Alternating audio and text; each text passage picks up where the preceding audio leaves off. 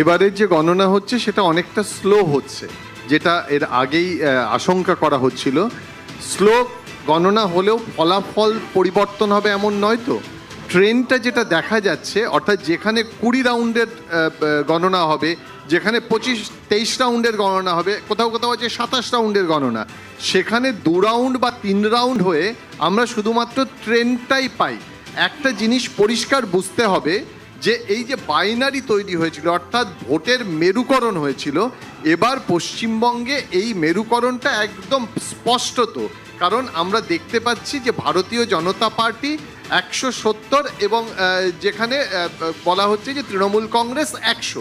এই মেরুকরণের মূল কারণ হচ্ছে যে ভোটের, তুমি একটু আগে মুর্শিদাবাদ দেখাচ্ছিলে, মুর্শিদাবাদের 22টা আসনের মধ্যে তৃণমূল কংগ্রেস এগিয়ে আছে 9টাতে এবং বিজেপি এগিয়ে আছে 10টাতে।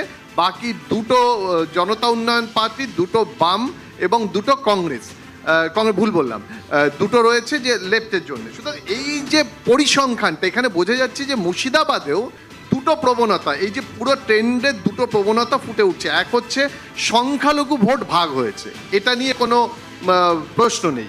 একই সঙ্গে হিন্দু ভোট যে কনসলিডেটেড হয়েছে, পুরোটা কনসলিডেটেড না হলেও হিন্দু ভোটের পার্সেন্টেজ বেড়েছে।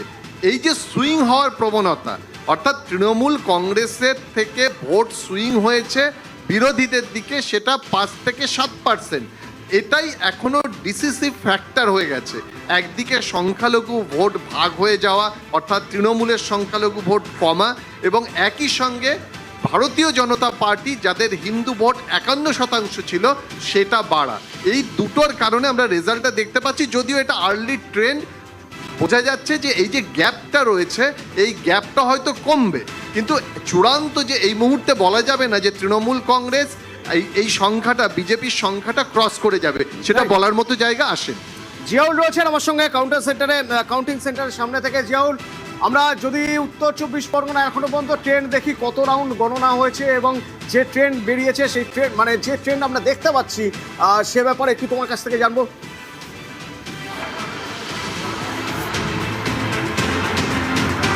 একদম, দেখো, উত্তর 24 পরগনা প্রায় 33টি আসন রয়েছে, কিন্তু এখনো পর্যন্ত ঘড়ির কাঁটায় প্রায় 12টা, 12:30 বাজতে যায়। এখনো পর্যন্ত সর্বোচ্চ 4 রাউন্ড গণনা হয়েছে, অধিকাংশ জায়গায় 1 বা 2 রাউন্ড গণনা হয়েছে। যেমন মধ্যমগ্রাম শুধুমাত্র 1 রাউন্ড গণনা হয়েছে, সেখানে ইতিমধ্যে তৃণমূল কংগ্রেস খাদ্যমন্ত্রী যিনি রয়েছেন রথীন ঘোষ, তিনি কিন্তু 514 ভোটে এগিয়ে রয়েছে। এবং তোমাকে আরেকটা গুরুত্বপূর্ণ, আমডাঙ্গা যেখানে সংখ্যালঘু অধ্যুষিত, সেই জায়গায় কিন্তু বিজেপি সেখানে কিন্তু এগিয়ে রয়েছে অনেকটাই, প্রায় 5,500 ভোটে সেখানে কিন্তু বিজেপি এগিয়ে রয়েছে। এবং অন্যদিকে দেগঙ্গা, সেই দেগঙ্গাও কিন্তু ইতিমধ্যেই তৃণমূল কংগ্রেস প্রায় তৃতীয় রাউন্ড শেষে সেখানেও কিন্তু প্রায় 8,000, 8,500 ভোটে এগিয়ে রয়েছে। এবং বারাসাত প্রথম রাউন্ডে বিজেপি পিছিয়ে এগিয়ে থাকলেও দ্বিতীয়, তৃতীয় রাউন্ড, চতুর্থ রাউন্ডে কিন্তু ইতিমধ্যেই তৃণমূল কংগ্রেসের প্রার্থী সব্যসাচী দত্ত তিনি কিন্তু এগিয়ে রয়েছেন। কিন্তু মূলত সংখ্যালঘু এলাকাগুলো সেখানেও কিন্তু দেখা যাচ্ছে বিজেপি অনেকটাই ভালো ফল করেছে, তার মধ্যে আমডাঙ্গা। ফলে সেখানে কিন্তু ইতিমধ্যেই যিনি অর্থাৎ তৃণমূল কংগ্রেসের প্রার্থী কাসেম সিদ্দিকী, তিনি কিন্তু অনেকটাই ভোটে পিছিয়ে রয়েছে।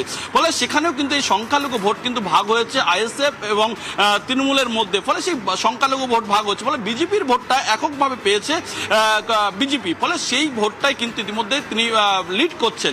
ফলে অন্যান্য, অর্থাৎ এই বিধানসভা, এই 33টা বিধানসভার মধ্যে একদিকে হচ্ছে হিঙ্গলগঞ্জ, সন্দেশখালী, বসিরহাট দক্ষিণ, এগুলো কিন্তু ইতিমধ্যেই বিজেপি লিড করছে। ফলে ওভারঅল দেখা যেতে পারে 33টি বিধানসভার মধ্যে এখনো পর্যন্ত যা ট্রেন্ড দেখা যাচ্ছে, প্রায় 18টার কাছাকাছি বিজেপি কিন্তু লিড করছে, বাকিগুলো কিন্তু করছেন তৃণমূল কংগ্রেস।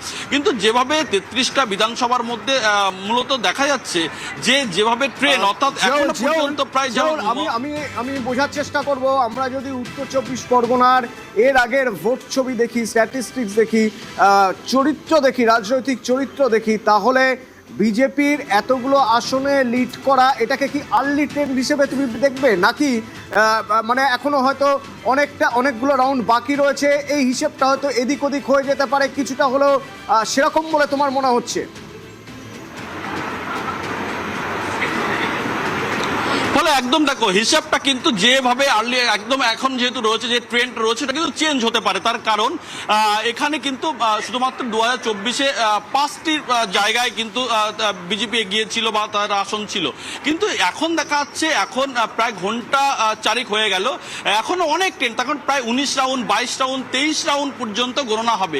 শুধুমাত্র 1-2 রাউন্ডেই কিন্তু এখনো পর্যন্ত দেখা যাচ্ছে বিজেপি কিন্তু এগিয়ে রয়েছে। ফলে এই আসন যত সময় গড়াবে বা যত গণনা আর কি টেবিল বেরোবে, অর্থাৎ যখন 15-14 রাউন্ড যখন বেরোবে তখন কিন্তু অনেকটাই পরিবর্তন হতে পারে এমনটাও কিন্তু মনে করা হচ্ছে। কিন্তু যেভাবে বারাসাতে, তোমাকে একটু বলি, বারাসাতে কিন্তু ইতিমধ্যেই কিন্তু উল্লাস শুরু করেছে বিজেপি কর্মী সমর্থকরা। তার কারণ সেখানে কিন্তু 7,500 ভোটে কিন্তু ইতিমধ্যেই বিজেপি হেরে রয়েছে, কিন্তু দেখা যাচ্ছে এখানেও প্রায় আবির খেলা দিয়ে উল্লাস করছে বিজেপি কর্মী সমর্থকরা। ফলে যত সময় গড়াবে ততই কিন্তু আরো পরিবর্তন অবশ্যই হবে। তার কারণ এখনো অনেকগুলো রাউন্ড। ধন্যবাদ জিয়াউল। আমাদের উত্তর 24 পরগনার এখনো পর্যন্ত ট্রেন্ড ঠিক কোন জায়গায় দাঁড়িয়ে রয়েছে দেখাচ্ছিলেন। আমরা একবার স্ক্রিনে মুর্শিদাবাদটা আর একবার দেখবো। দেখতে দেখতে আমি কৌশিক বাবু রয়েছেন কংগ্রেসে, তার সঙ্গে একবার কথা বলবো। অধীর রঞ্জন চৌধুরী, বহরমপুরে বলা হয় নামই কাফি হ্যাঁ। অধীর রঞ্জন চৌধুরী তার সবচেয়ে বেস যেখানে সেটা হলো শহর কেন্দ্রিক ভোট বহরমপুরে। আর্লি ট্রেন্ডে দেখা যাচ্ছে সেখানে তিনি পিছিয়ে রয়েছেন, কি মনে হয় আপনার? অধীর বাবুকে দিয়ে শুরু করার আগে আমি দুটো কনস্টিটুয়েন্সির কথা বলবো। শুভঙ্কর সরকার এই মুহূর্তে 722 ভোটে এগিয়ে রয়েছেন, আর মৌসুম বেনার্জির এগিয়ে রয়েছেন 1300-র কাছাকাছি ভোটে। এগুলো এখানে রিফ্লেক্ট করছে না, আরও অন্য কোথাও করছে কিনা আমি জানি না, এই দুটো আমি এখনই খবর পেলাম। সুতরাং আপনারা একটু দেখুন এগুলো। নিশ্চয়ই। হ্যাঁ, আর অধীরবাবু যেহেতু আপনারা যেটা দেখতে পাচ্ছেন, অধীরবাবু ট্রেল করছেন, কিছু বেস উনি লুজ করেছেন, নিশ্চয়ই করেছেন, কিন্তু বোধহয় এখনো অবধি 6 রাউন্ড কাউন্টিং হয়েছে। হ্যাঁ, মানে সেভাবে বলার মতো সময় এখনো আসেনি, এখনো সময় আসেনি। তবে ট্রেন্ডটা খুব সুখকর এমনটা আমি বলবো না, রাইট, নিশ্চয়ই সুখকর বলবো না, কিন্তু অন্য কয়েকটা কেন্দ্রে আমরা এগিয়ে আছি, সেগুলো কিন্তু একটু রিফ্লেক্ট করা দরকার এখানে। নিশ্চয়ই। বেশ, আমার সঙ্গে প্রদীপ্ত রয়েছেন তৃণমূলের, তার সঙ্গেও কথা বলবো। তবে তার আগে একটা ছোট্ট বিরতি, ফিরছি আরো আপডেট নিয়ে, লাইভ নিয়ে, এবং অবশ্যই রাজনৈতিক বিশ্লেষণ তো চলবে।